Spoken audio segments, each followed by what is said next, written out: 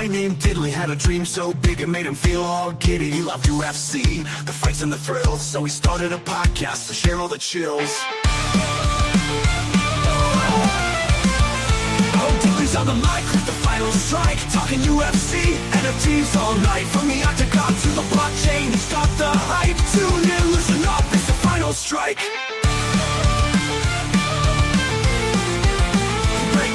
Fights, every punch and kick, analyze the moves, every trick and flick, comparing each fighter, their strengths and flaws. Diddley's insights would leave you in awe. Oh, Diddley's on the mic with the final strike, talking UFC, NFTs all night. From the octagon to the blockchain, he's got the hype. Tune in, listen up, it's the final strike.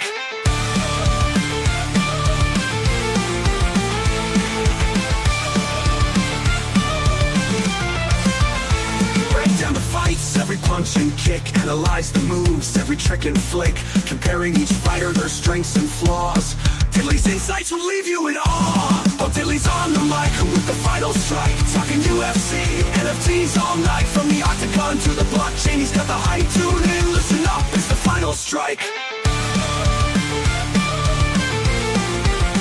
NFTs and fighters, a digital blend. Diddley's got the scoop, he's always on trend. From rare collectibles to the latest bout, the Final Strike podcast, there's never a doubt.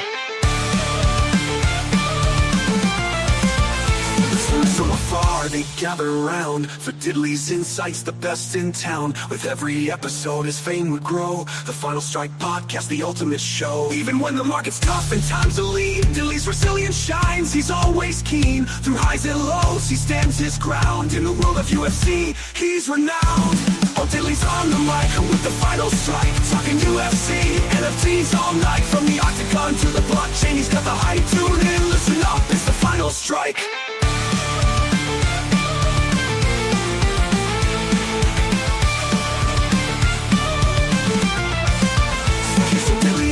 Podcast dream, bringing UFC and NFTs to the mainstream. With every word, he lights up the night. The Final Strike podcast, shining so bright.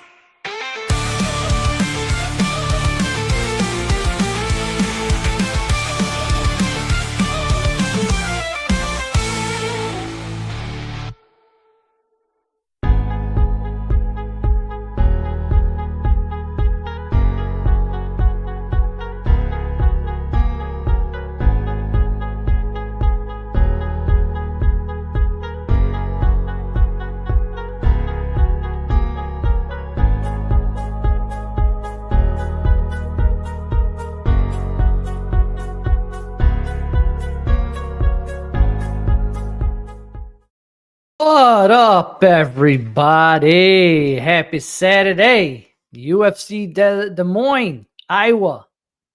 First time in a long time. Shout out to everybody for popping in this fine morning, afternoon, or evening, depending on where you're at. Gonna get the show started, as always, with a quick givey. TFSP's in the chat. We'll run 2 rares at the end of the show. First week, we are live streaming on Twitch, baby. First Twitch comment. What's up? What's up, brother? Welcome. So, yeah, I'm probably going to start doing the live shows on Twitch. Probably maybe after 3:15. Testing it out this week, but YouTube's making it a little tough. But Twitch is the OG streaming platform. I could do the multi-stream, no problem. Plan would be to keep YouTube up and always have the replays there. But we'll see. We'll see how it goes. Because next week, we aren't doing a show. Next week because we will be live in Montreal, baby. Let's go. All the TFSPs coming through. Thanks, everybody, for popping in. There's my boy Glode. Montreal man himself, baby. Can't freaking wait. It's going to be epic. Yes, sir. It's gonna be epic, man. I can't wait. Chef, a lot of names and faces going to be put together this week, the next weekend. A lot of names and faces. We're gonna finally meet a bunch of people that been in Discords, been talking for a hot minute. So I cannot. Jules! We're going to meet Jules too. This is going to be epic, baby. This is going to be epic. Absolutely epic. Oh, man. Oh, man. Oh, man. Can't wait. But with that said, to celebrate Twitch,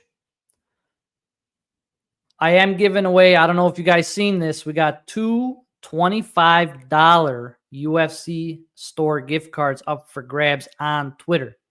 All you have to do is just like and repost and follow on Twitch, and then screenshot that you're following us on Twitch, like my boy RRX did. And it ends tomorrow, so we only got like 6 people in there. So some free cash if anybody wants a little something from the UFC stuff. Don't forget to get into that givey. With that said, there isn't much going on with Strike this week, guys. Not much at all. Pretty nice card for Iowa. Not too bad. I would definitely say the main card's a little heavier, stacked heavier than the prelims, but we have a community challenge this week, and it's for Peyton Talbot uncommon. And then there's also a Chuck Liddell and Lyoto Machida epic in the pot as well to be rewarded randomly to the guys who complete it.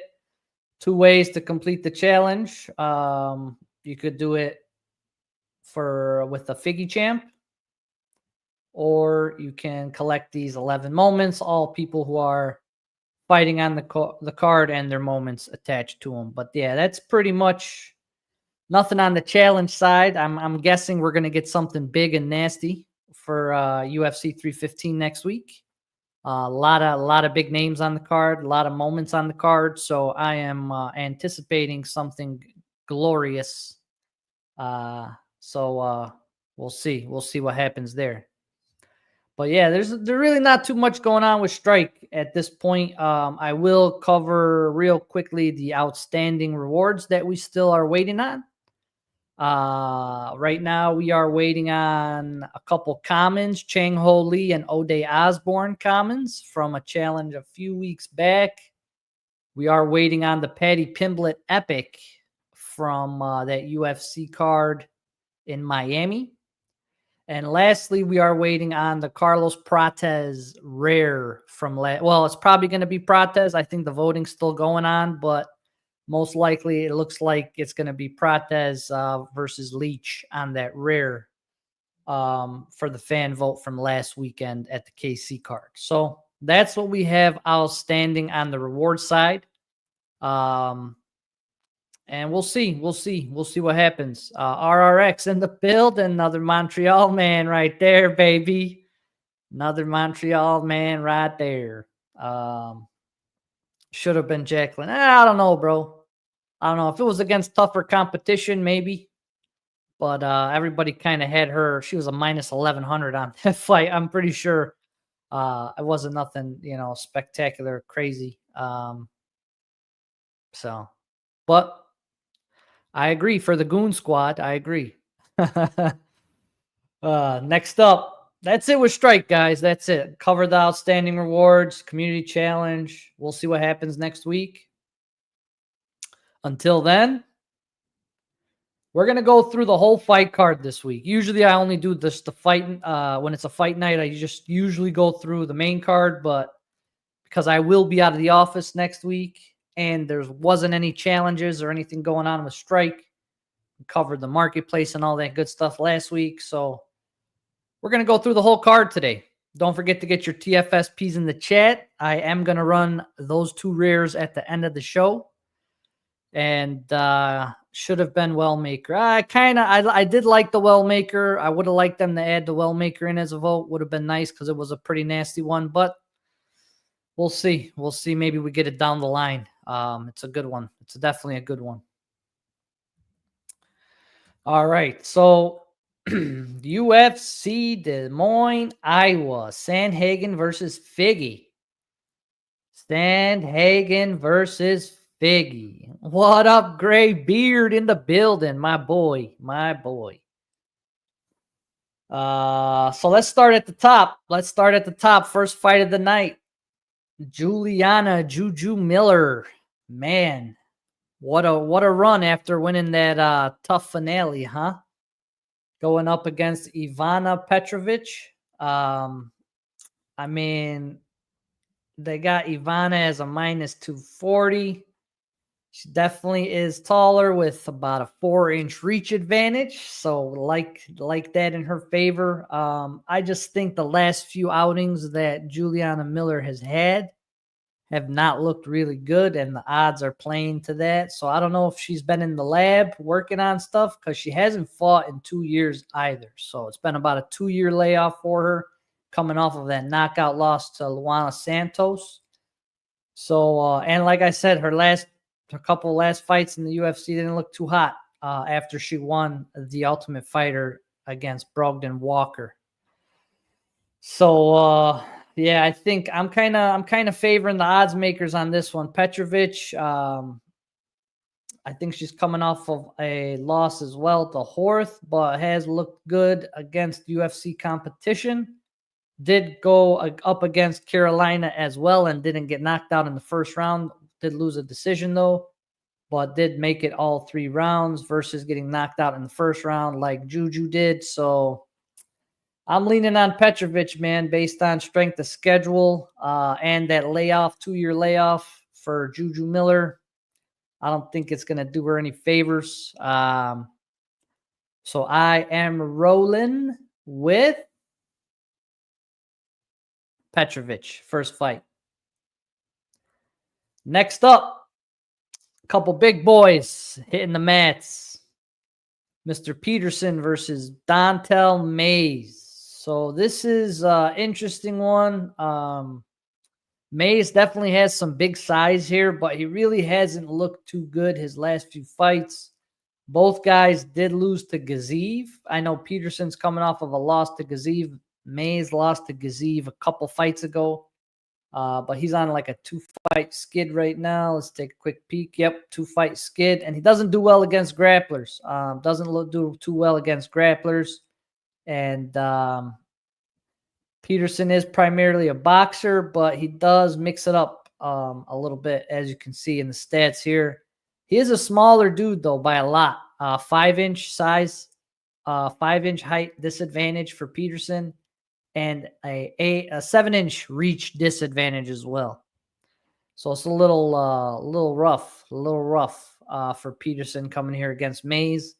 It's going to be interesting to see what he does. I'm guessing he's probably going to work his takedowns, try and slow down Mays, and then maybe finish him. They got him as a heavy favorite. His submissions +6, +350. Let's take a look. He's got a couple KOs on his record. I seen maybe one sub when he came in off the Contender Series. Pogues, Usman, and Gaziv. So not the worst, but not the best competition either. Tough. It's tough. Can't say that Mays probably has fought maybe some tougher guys. He's got a few more fights in the UFC for sure. Arlovsky, Nascimento, Machado. But he has, that Walker loss was a little rough. I don't know, man. I don't know. Mays definitely has the tougher strength of schedule, bigger dude. Those other guys he lost to are kind of the bigger guys in there, or like same size as him. So I think maybe he does a little damage here, guys, against the smaller dude. I think, maybe Mays shocks some people today. Mays might shock some people. KO's +450. KO's +450. He might shock some people today. Definitely has the tougher strength of schedule, and I'm a strength of schedule guy for sure. But yeah, I don't know. I don't know how good Peterson's grappling is. If he's predominantly a boxer. He's got a sub on his record, but let's take a quick peek. A lot of KOs here. A lot of KOs. Lots of them. So not too many subs. So yeah, I don't know. I don't know. Against a bigger dude, might be a little tougher to implement that grappling game. So I don't know, man. I don't know. You know me. Kind of like Mays. Turning it around. 33 years old. He's not that old for a heavyweight. And he's the bigger guy. He's a way bigger guy. So this is playing in his favor, I think, a little bit. So I'm going to go with Mays, man. I'm going to go with Mays. Don't forget to get your TFSPs in the chat. Thumbs up, like the video. Do what you got to do. Yeah, I thought he was older too. Bro, but 33, and that's young for heavyweight. He's probably got a good 3, 4 years, 5 years left in him. He doesn't take too much damage. And he's only been getting subbed, really, and dealing with grapplers his last few fights. So I don't know, man. He could crack. And I do like that size advantage he has. So I'm going to roll with Mays. Next up, Bolaños versus Lay. This is a close one, guys. Real close. On paper, this shit's practically identical. Virtually identical. Same height, same reach, same everything. He's 1 inch taller, but he's got 1 inch on the reach. Neutralizes itself. Same height, same reach. A little bit more volume coming from Bolaños, but a little bit more takedowns coming from Lay. Don't think Bolaños does too much in the grappling sense. I think Lay kind of uses his grappling as a defensive mechanism. But it's a close fight, man. It's a real close fight. They do think it's going to go the distance. Both guys are pretty tough. Pretty close on the records, too. 8-4, 8-2. I think Bolaños got a few more fights in the UFC. Yeah, so he's coming off that Romeus win. But Romeus was not too high on that kid. A lot of people were high on him. Wasn't too high on him myself. Lost to McGee by knockout. Was not good. But yeah, I think it's a tough one. It's a tough one to call. Let's see what we got here on the Lay side. Believe, yeah, he's third fight in the UFC. Tough first outing though against Chris Gutierrez. Very hard fight. Went a decision there, but then he got knocked out in the third round against Mr. Long at Jan versus Figgy. That card was nuts, if you remember it. Man, I don't know. It's a tough one, guys. It's a tough one here. Pretty much a toss-up. Odds have it going the distance. They don't think there's a shot in hell. Bolaños gets a sub. KO's about even. Money line's about even. It's a toss-up. It's a true toss-up. If I had to pick, I'm going to go with the guy that's got more walks in that ring and tougher competition, strength of schedule, Bolaños. We'll roll with Bolaños to get it done. It's a tough one, though. It's very close. Guys are evenly matched. I wouldn't say, either guy is that much better than either in one area or the other. But I think it's going to be a good scrap, and I think I'm a lean on Bolaños to get it done. Next up, not too much to say here. Marina Rodriguez versus Jillian Robertson. Man, Jillian Robertson, 15-8 versus 17-5-2. Marina Rodriguez. Difference is one's 38 years old. The other one is 29 years old. Lots of experience for a young fighter in Miss Robertson here. She is definitely a little bit smaller, but really hasn't hindered her much in initiating her grappling.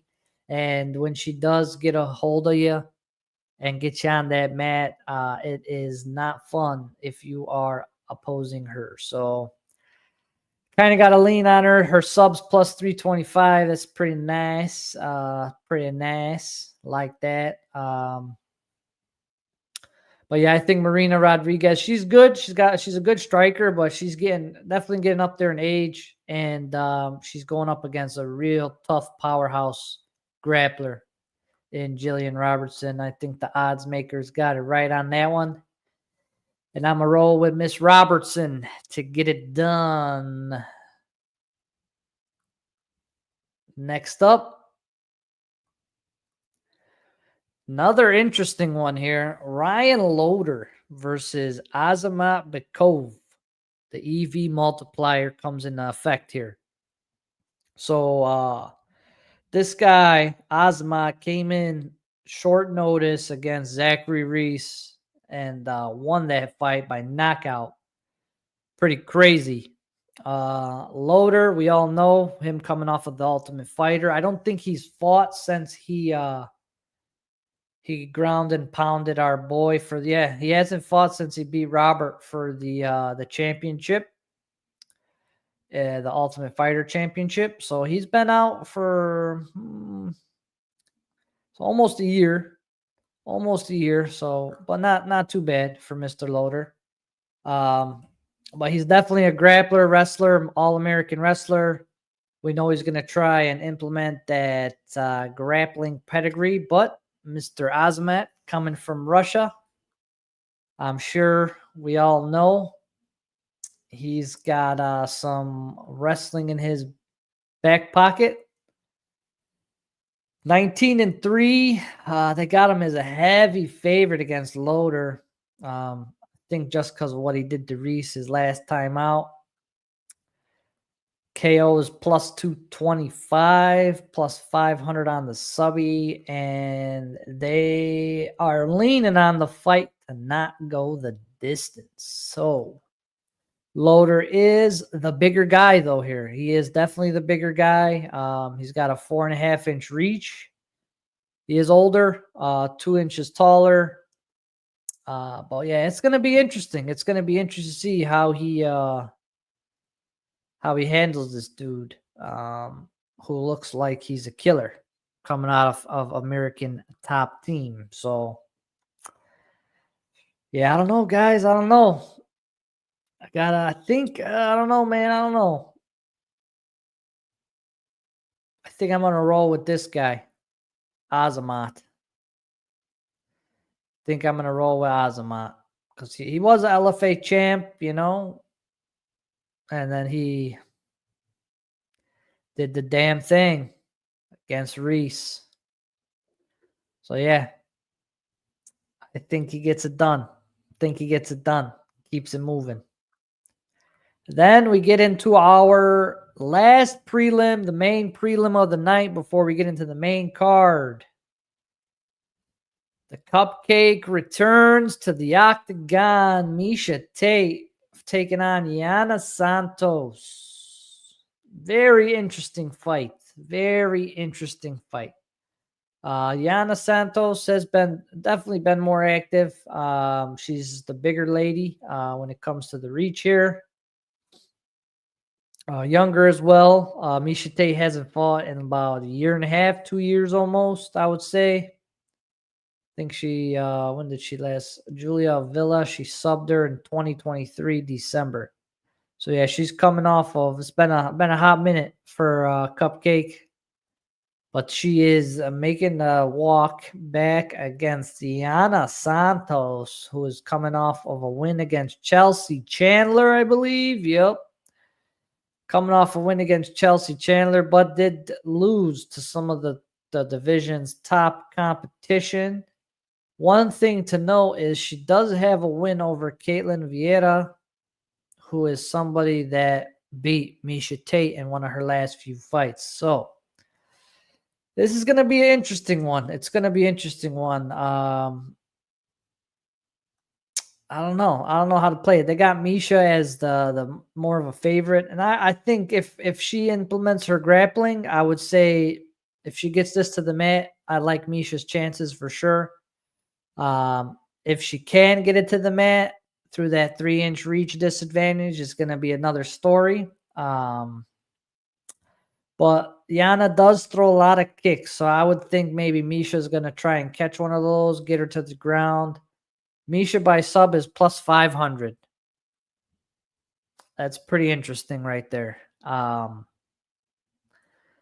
That's something I like. But yeah, I don't know, man. I don't know. I think I think Misha she'll probably catch a kick or something.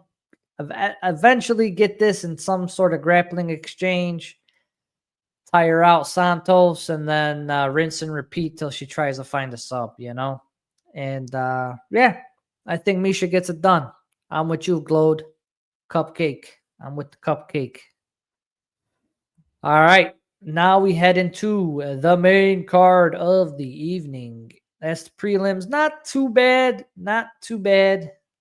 To the casual that doesn't know some of these people, might look a little rough, but they should be some fun fights for sure on those prelims. With that said, first fight on the main card. Bare knuckle. Man himself. Jeremy Stevens makes his UFC return, maybe one night only, last dance, for his hometown, Iowa, represent. Probably, he asked the UFC, let me get on that card. And shit, they put him on there. My man has got 50 fights on his record. He's making the walk for the 51st time, going up against Mason Jones out of Wales.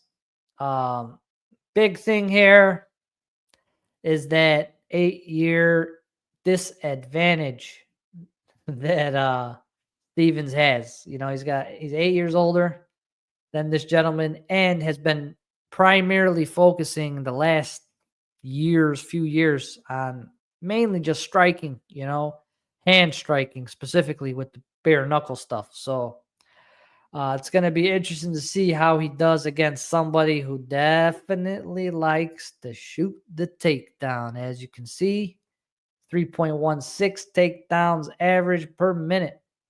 That is a lot.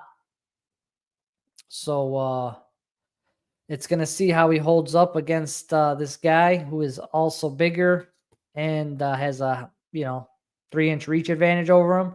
Granted, our boy Mr. Stevens can crack for sure, but I just think that age is just playing against him, and I think Mr. Jones is gonna implement that wrestling early, take a little pop off of Stevens, take a little of that power away, and then I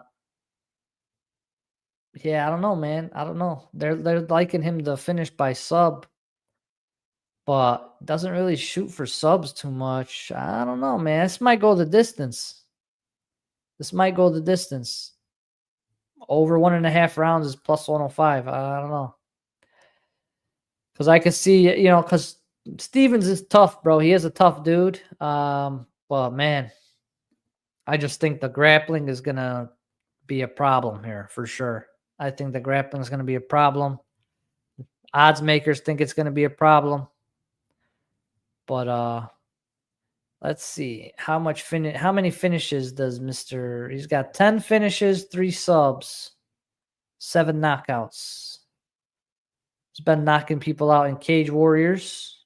UFC debut. Nope. UFC return. Got cut.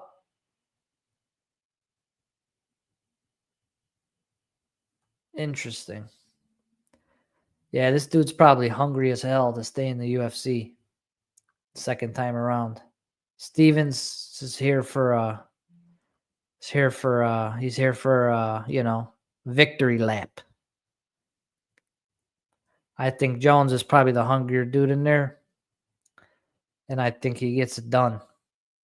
Probably by decision, though. I don't think he's going to finish him. But never know. But I think Jones. Liking Jones. Next up, Smotherman versus City. This is an interesting one. And I'm kind of liking the underdog in this one a little bit. I like Smotherman. I think his hands are way faster.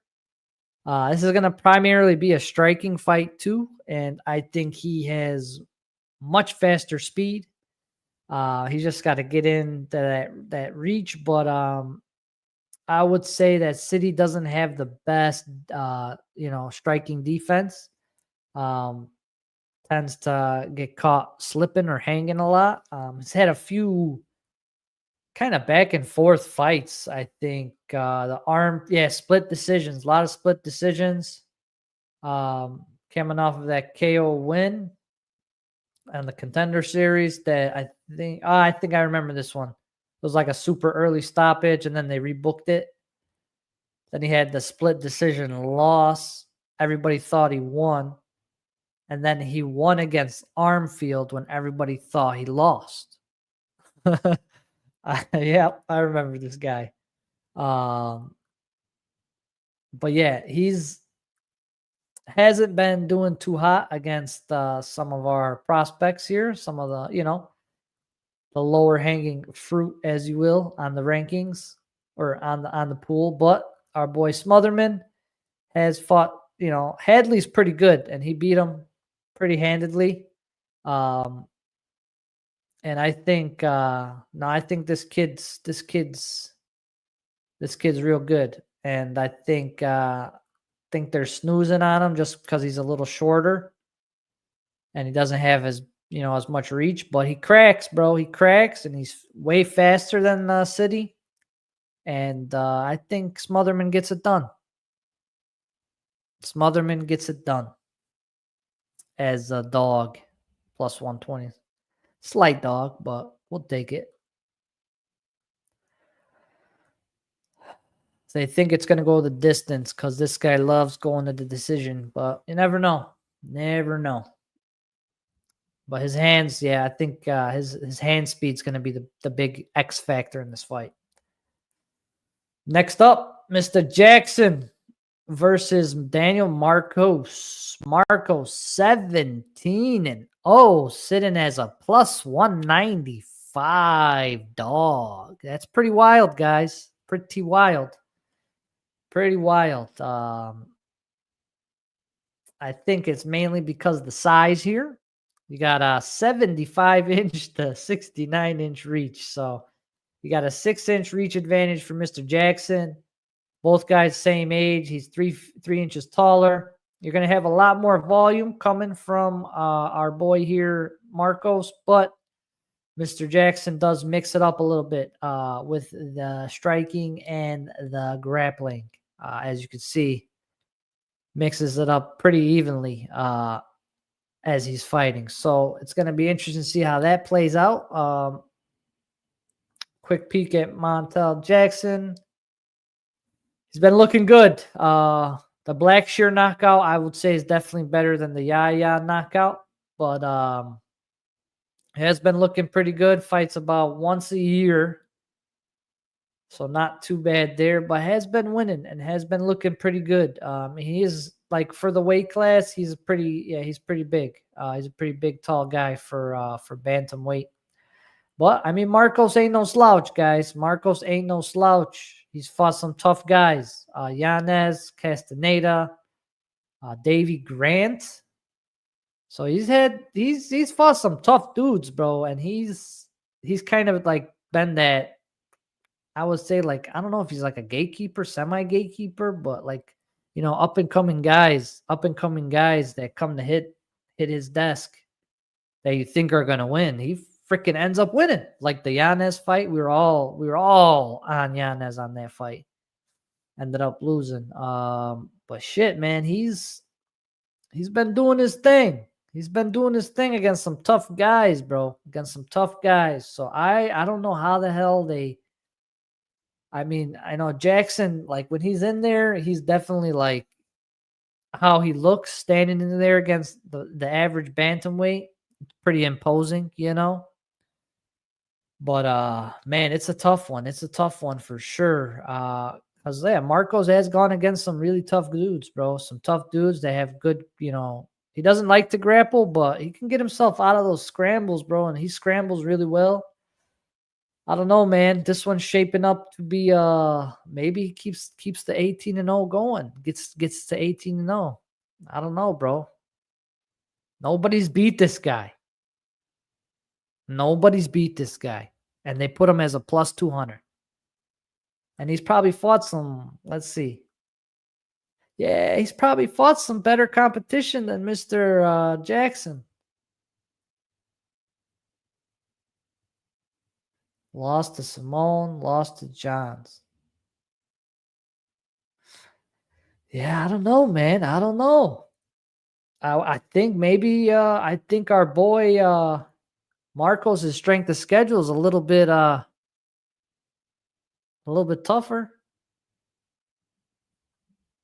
A little bit tougher. This is true. This is true, but he hasn't really fought anybody, bro. He hasn't really fought anybody.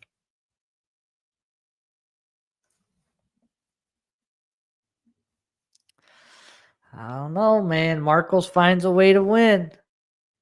This one, I don't know, bro. I don't know. It's a tough one. It should be closer than 240, though, in my opinion. So I think there's definitely some value on my boy Marcos. That they do think the fight's going to go the distance. So I don't know, man. If it goes the distance, I think Marcos wins. This guy finds ways to win every single fight against tougher competition. I'm rolling Marcos. Maybe I'll eat my words, but I'm rolling Marcos, man. I'm rolling Marcos. Granted, this guy's a beast, but if he doesn't knock Marcos out, which he's 17-0, hasn't lost, doesn't knock him out, I think Marcos might win it. So I'm gonna roll Marcos. I'm gonna roll Marcos. I'm gonna roll big head. Yeah. Oh yeah. Next up, couple of welterweights coming in here. 38 years old. Almost identical on the height and reach. We got D-Rod. Daniel Rodriguez versus Ponzinibbio. This should be an interesting one. Don't foresee a lot of grappling here. Both these guys come to swing and bang. You're going to get more volume from Rodriguez. I think he probably got more power as well from Rodriguez. They got Ponzi as the favorite. He does go pretty, puts puts his foot on the pedal early in fights. So maybe he does something early and gets a finish early. But if this fight goes, if he doesn't finish my boy here early, if he doesn't finish D-Rod early, Gastelum, Gary Magny. Yeah, these guys are probably just gonna stand there and throw, I'm guessing. He's coming off the Harris KO. Yeah, I would say that I'd have to say I like D-Rod in this one. I like D-Rod in this one. I like D-Rod in this one. Probably he's definitely got faster hands than Ponzi. Obviously, you got more volume. Ponzi's explosive. He's going to have to get him out of there early, but D-Rod's got a chin. He's tough as nails. And I don't think anything Ponzi's going to throw at him is anything this man has not seen already in there. And yeah, should be a fun scrap, man. These guys are going to come to throw, and I'm all for it. I'm rolling with D-Rod as the dog. D-Rod by KO's plus 550. I like that. But yeah, I like D-Rod in that one. Should be a fun one to get us into our co-main event of the evening. Don't forget to get your TFSPs in the chat. Gonna run those two rears at the end of this. We'll winding down here. We got the co-main and the main to get to, and then we will call it. But now, this is a very, very interesting fight. Rainer de Ritter going up against Bo Nickel. The next great thing for the middleweight division, as they say. Grappling, wrestling sensation. Hasn't lost, undefeated. And has looked pretty solid. Has been looking pretty solid. De Ritter sitting at a plus 300. 21 fights on his record. He's fought some of the best in other promotions. Fought some pretty good guys here in his short UFC tenure so far. But he's made a name for himself since he's been here. And he's gotten a couple subs. And, man, the Mearshart sub and the Holland sub, pretty good. We'll say it's going to be interesting to see how he approaches the fight with Bo Nickel. We'll see if he can neutralize Bo Nickel's grappling. Because we all know these guys been talking, chirping to each other. They're going to grapple, and they're going to see what happens. And if De Ritter can neutralize it and keep this standing, then who knows, man? Who knows? They got Bo as a minus 400 on this bad boy. 400 minus on this bad boy. And De Ritter, just so you guys know, De Ritter is he's trained with Chimaev and Drickus. So he's been in the weight room with those guys. He's grappled with those guys. It's tough. It's tough. It's tough. I'm definitely thinking there's going to be some value there for sure. But and it's tough. It's tough. It is tough. Bo Nickel coming off that Paul Craig unanimous decision win. Didn't look too hot in that fight. I think because he was trying to be something he wasn't. And if he sticks to the grappling, does what he's supposed to do, that's all people want to see. We want to see you go in there and look dominant and just finish people. You know what I'm saying? So, yeah, I'm not sure. I'm not sure how Bo approaches this one, but man, it's tough. It's tough to pick against him. There's a lot of hype behind him. But I don't know. I don't know. De Ritter ain't no slouch. De Ritter ain't no slouch.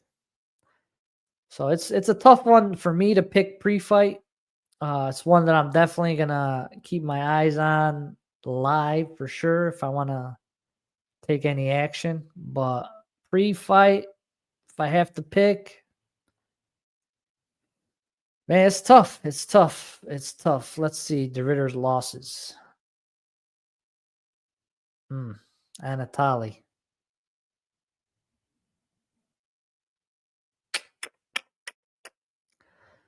Who's a beast. So, oh shit. Yeah, it's tough. It's tough. Let's see what else we got here. 5-year age difference, not bad there. But yeah, he's a bigger dude too. So I don't know, man. If I have to pick right now, I'm gonna roll with Bo. I know he did say he was putting on some mass this camp. Wants to come in there feeling like a real true middleweight. Because he is, he's 6'1". He's not the biggest guy in there. There's definitely some 6'4", 6'3s guys that are middleweights. So yeah, I'm gonna roll with Bo, man. Let Bo keep winning. Let Bo keep winning. Let Bo keep winning. Last up, our main event of the evening. Don't forget to get your TFSPs in the chat, everybody. We're going to run those two rears at the end of the show. Sanhagen versus Figgy at bantamweight. It's been an interesting patch for both these guys here at bantamweight. Interesting. Let's see.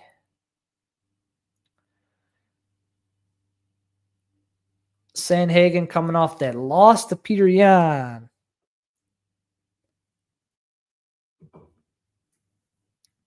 Beat Vera, beat Cody, beat Fa, lost to Moreno.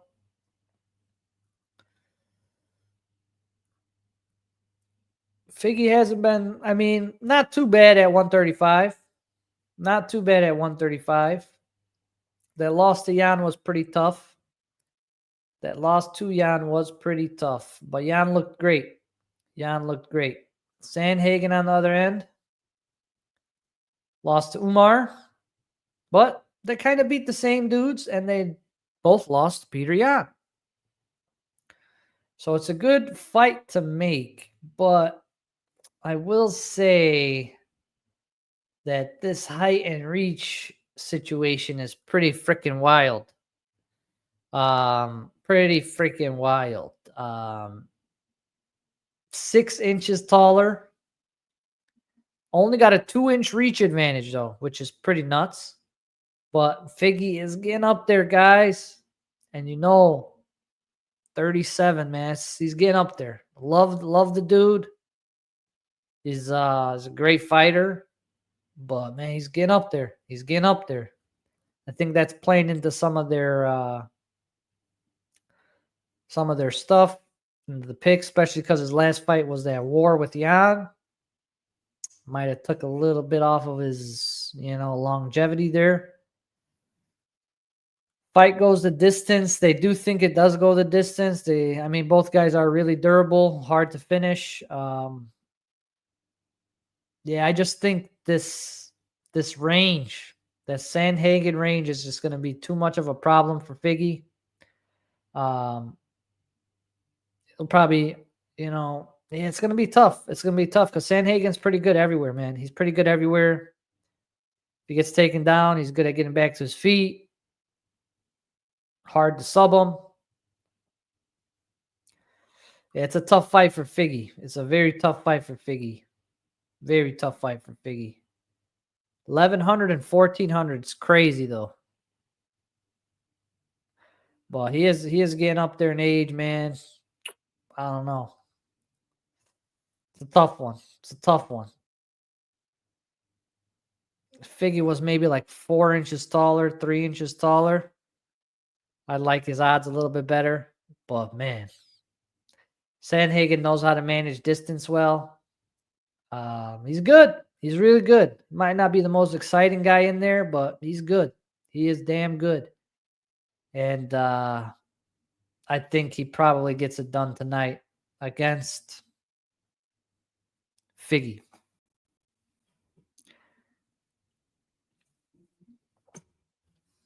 I don't think so.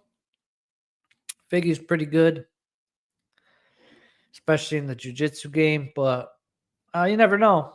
Anything can happen. But I do think Sanhagen gets it done. And with that said, thank you everybody for hopping in today. We just got to run these 2 rares. Don't forget to get your TFSPs in the chat. Last call. Going to run these 2 rares. Thank you guys for hanging out. I know there's going to be poker a little bit later. Poker's going to start up a little bit later. I know Rios will post a link for that. Pick'ems are still live. The fights don't start for a few hours, like 4 or 5 hours till the first prelim starts. So we got time. Get your pick'ems in. Get all your good stuff going. And let's run this first one. Here we go. Good luck. First one is going to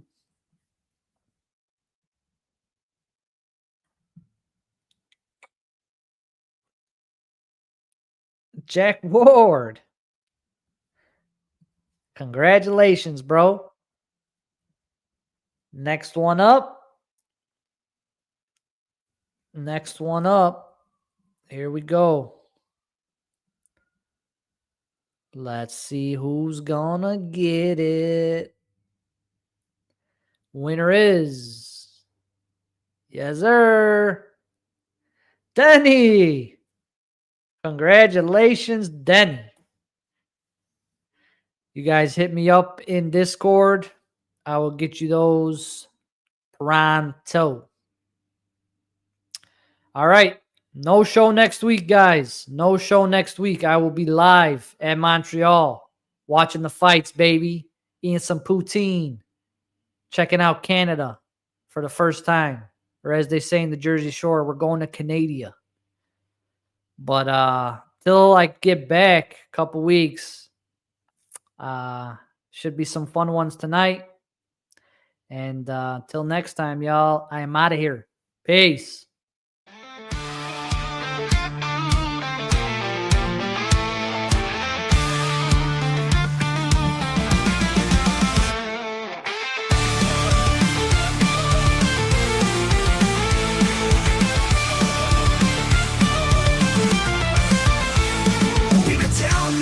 Lived a guy named Diddley, had a dream so big it made him feel all giddy. He loved UFC, the fights and the thrills, so he started a podcast to share all the chills. Oh, Diddley's on the mic with the final strike, talking UFC, NFTs all night. From the octagon to the blockchain, he's got the hype. Tune in, listen up, it's the final strike.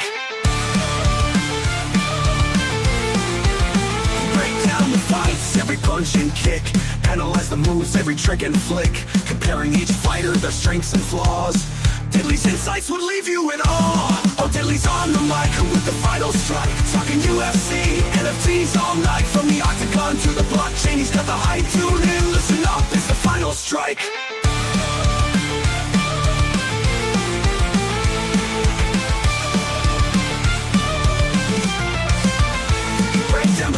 Every punch and kick, analyze the moves, every trick and flick, comparing each fighter, their strengths and flaws. Diddley's insights will leave you in awe. Oh, Diddley's on the mic with the final strike, talking UFC, NFTs all night. From the octagon to the blockchain, he's got the hype. Tune in, listen up, it's the final strike.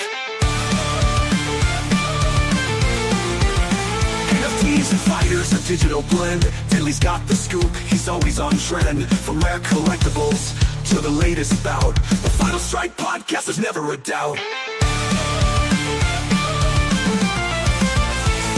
From afar they gather round for Diddley's insights, the best in town. With every episode his fame would grow. The Final Strike podcast, the ultimate show. Even when the market's tough and times are lean, Diddley's resilience shines, he's always keen. Through highs and lows he stands his ground. In the world of UFC he's renowned. Oh, Diddley's on the mic with the Final Strike, talking UFC, NFTs all night. From the octagon to the blockchain, he's got the hype. Tune in, listen up, it's the Final Strike.